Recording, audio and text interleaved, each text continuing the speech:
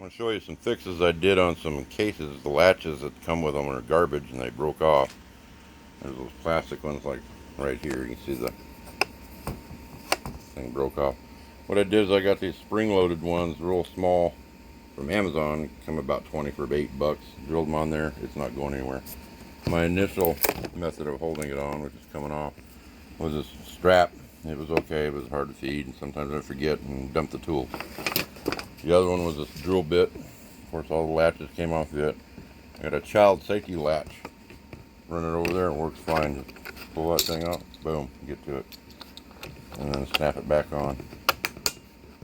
The other one was it's an AV case for camera equipment, and I said, okay, well, latches are broke on it, so I took it apart, or put these on, and let go.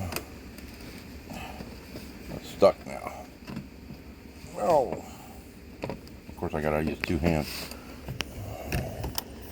Let go. There we go. So what happens is I put these tools in here so they wouldn't leave, because again, these plastic cases, it's a cheap little tool set, the hinges broke off and there's no place to put them. So eventually what I'm going to do is I'm going to put some foam in here, and that way it keeps it centered, keeps all the tools in, and that way I've got all the tools.